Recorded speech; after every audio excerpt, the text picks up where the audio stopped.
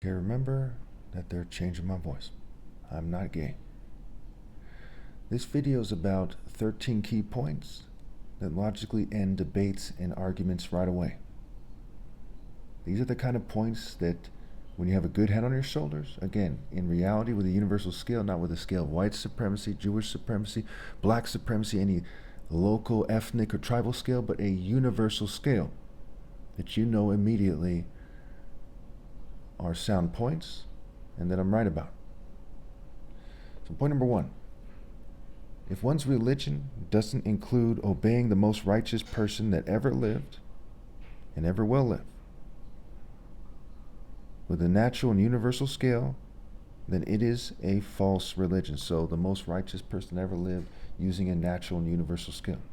So again, if one's religion doesn't include obeying the most righteous person that ever lived and ever will live with a natural and universal scale, then it is a false religion.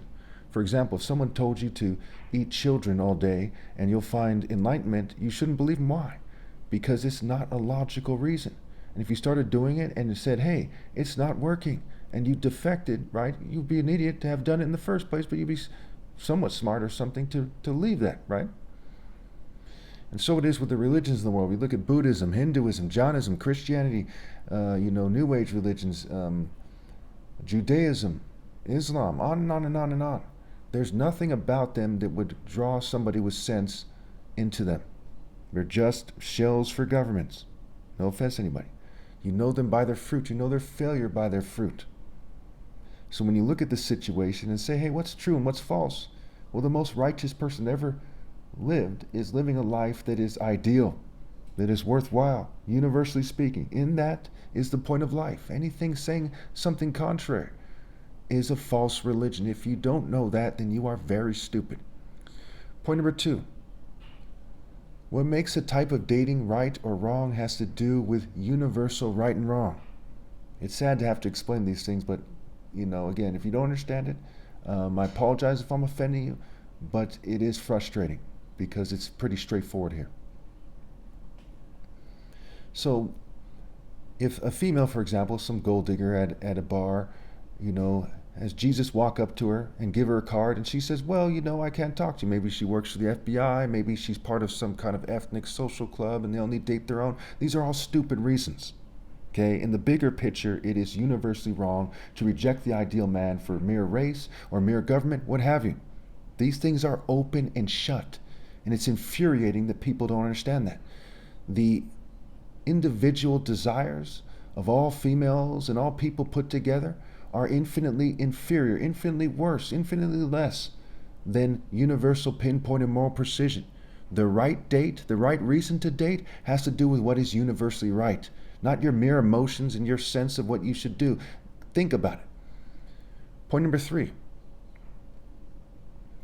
Anyone who does not know that it is unbelievably stupid to interfere with the top martial artist ever possible when it comes to dating, because he is not gay and does not uphold, satanic principles of white and Jewish supremacy, is a stupid, stupid son of a bitch. So again, anyone who does not know that it is unbelievably stupid to interfere with the top martial arts ever possible when it comes to dating, just because he is not gay and does not uphold satanic principles of white and Jewish supremacy, is a stupid, stupid son of a bitch. To make a long story short, you should not interfere with the top martial arts ever possible when it comes to dating, or you are an idiot. If you don't know that already, you're an idiot, and you should wonder why your parents raised you so poorly. It's open and shut. Point number four. It is outrageous for females to be mad at me because they are not woman enough to stand up to their oppressor and not be their sex slave. Okay? For example, if Donald Trump or Joe Biden says, hey, they don't want them to date the most righteous person that ever lived, and the most righteous person that ever lived says, hey, you're dumb for listening to them. Okay? It is outrageous for them to be mad at the most righteous person that ever lived because the government or the governing class or anyone else, is tricking them into dating in a way that basically makes them a modern day sex slave. Think about it. Or any other reason. If you are tricked into being mad at the most righteous person ever possible because of your mere emotions, then you're an idiot, and it's outrageous that you are mad at him. Point number five. for a similar reason that a child molester cannot logically argue that the typical average person is not better than he is, other people cannot logically argue that I am no better than they are. So if a child molester came up to you and said, hey, you're no better than he is, no better than that child molester is, wouldn't you be like, hey, that's ridiculous. He's a child molester. You're not. Assuming that you're not. How much more when the average person who's upholding the system, which includes child molestation and a weak stance on addressing it, says to the most righteous person that ever lived that he's no better than they are. That's an insult, right? It's like, look, you are an average person. You are a conformist punk. You are a broad path punk. How the hell are you going to say to the top martial artist that he's no better than you are? Or that you deserve an attractive female he doesn't? What were you, raised by monsters? You raised by complete sluts and trash? What the hell don't you get? What do you not understand? Please put in the comments. I would love to hear it. I would love to hear it. The people listening right now would love to hear it too. Point number 6. Mainstream white culture created 70 million plus rock and rap fans, and the vast majority of them suffer in America. And in a sense, they all suffer.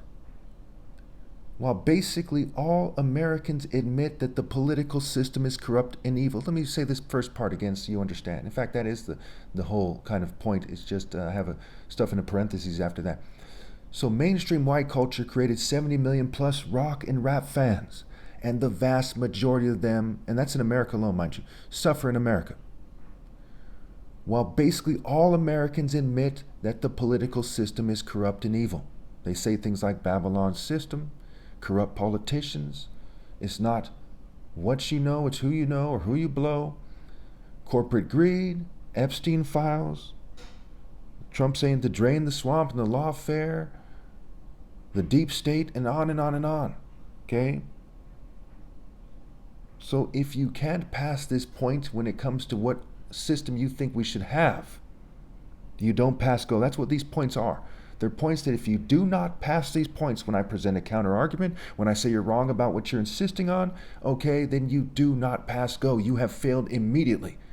And you've lost that exchange, you've lost the debate, you've lost the disagreement, you've lost the argument. Do you understand what I'm saying?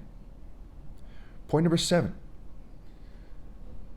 To fight a corporate run and scripted war, okay, like the invasion of Afghanistan, or the bombing of Iran, or the bombing of Palestine, or Ukraine, what have you, is insane. To fight a corporate run and scripted war is insane. How much more when you take away one's right to not be censored while logically criticizing the white, Jewish, and LGBT governing class and their allies? It's already insane for them to fight that war. But you're going to censor me on top of that? Even when you don't even perceive that an angle for me to prevent you from continuing that war. You're like, we're just censoring because we're control freaks. They're basically censoring me and suppressing my videos because they're control freaks and they don't like the thought of me criticizing them. So again, to fight a corporate run and scripted war is insane. How much more when you take away one's right to not be censored while logically criticizing the white, Jewish, and LGBT governing class and their allies. Point number 8.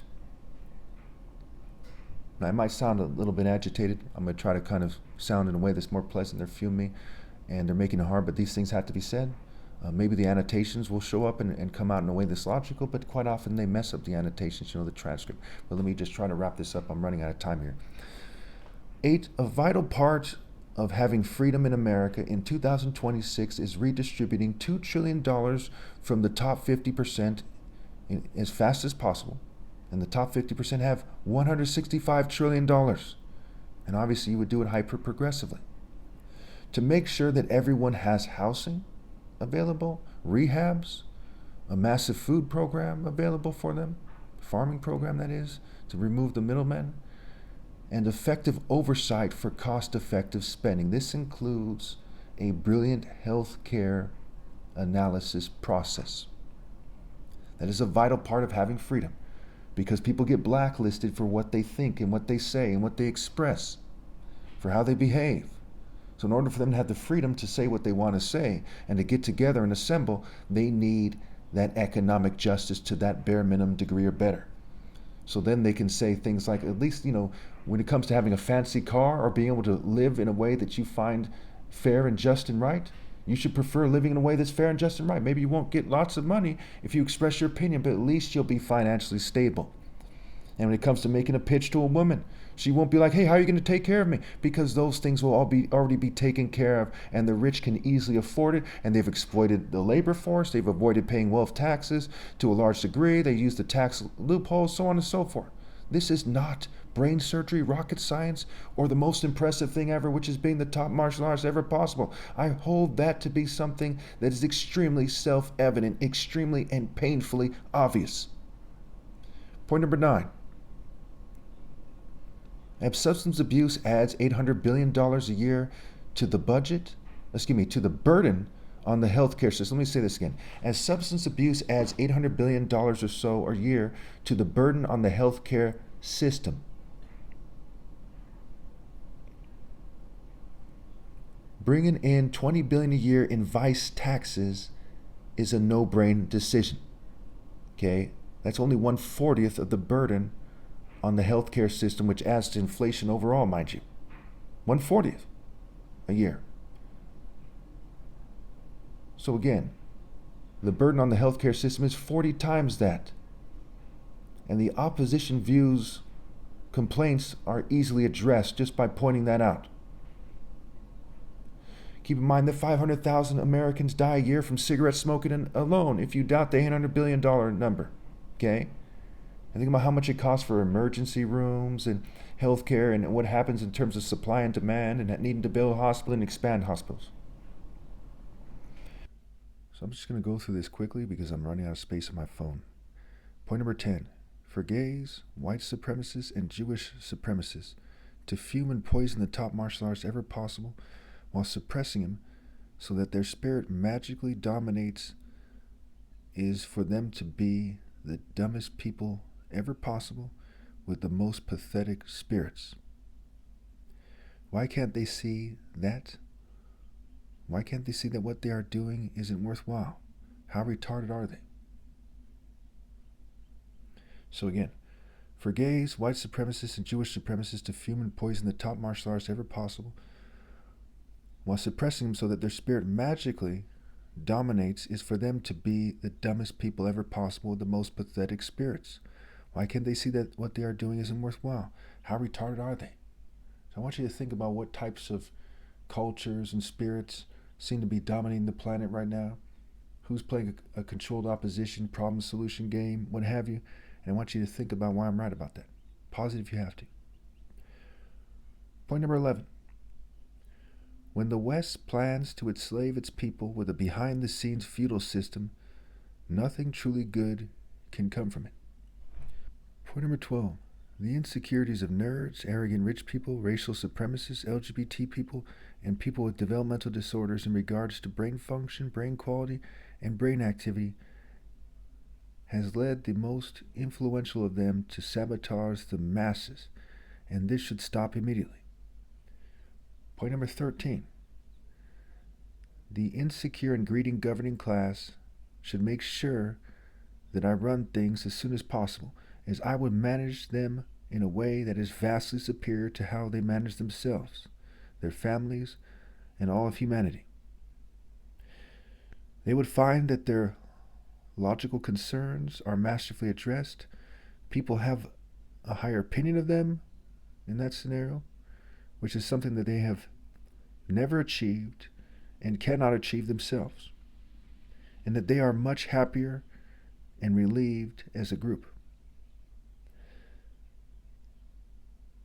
And like Theodore Herzl, the less than 1% of them that are never happy no matter what can get the help that they need.